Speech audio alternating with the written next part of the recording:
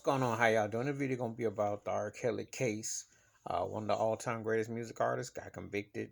He lost 5 of his counts, won 7 of them. So his manager and his associate got cleared, but they came after him, trying to make him the kingpin. Very suspect case. A lot of unanswered questions. How it came to that, I believe he ticked off the wrong white executive and people, and I think he wanted to get his masters in his publishing, and he decided, okay, you don't want to shuffle and buck on the plantation no more. We're gonna make an example out of you. He pretty much told that to Gayle King that interview. He said 30 years, ironically. He knew he was a dead man walking. But he did bring some on himself with the videotape. You can't dispute um, the situations that he put himself in. However, I'm not buying that a documentary is gonna get you locked up. There's way more going on. There was money between the music industry and the government because they own the plantation and they want to make an example of him. And best believe all that can be true. Just like he can be considered a musical genius and one of the greatest artists to ever make music, can also be predatory. He ain't the only one, but he's a black one. And you see, the thing is, when you're black, you don't have that luxury to just do what you want. See, your white counterparts can do it and what have you. And I'm not, it is racial, but then it's also common sense that, hey, don't put yourself in them situations because if you do, you're going to reap what you sow.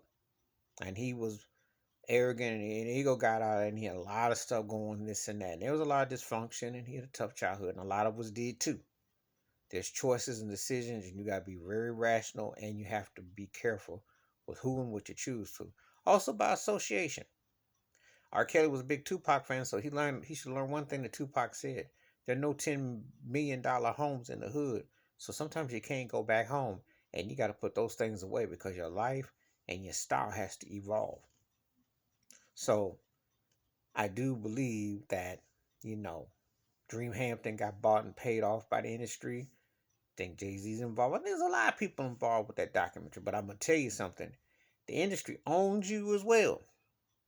And if they ever see fit to pull and come up with a survival on you, they made an example out of him, they'll make an example out of others. I'm not condoning him, and I'm not saying that, he shouldn't be doing no time because he's got stuff that's there. However, the amount of time and also knowing how that industry gets down and the situations that they can pull a tape or pull something out on you too, bet your bottom dollar there's a lot of them who should be shaking in their boots. So I don't hear anybody in Hollywood bad mouthing him or also acting like they didn't know or don't this or that.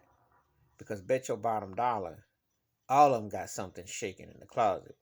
It's just a matter if they want to pull the plug. And if they don't talk right to the massa, they will get pulled. And more people think that, oh, why I say the massa, because, well, we know the white folks pull the strings in Hollywood. We know how this go.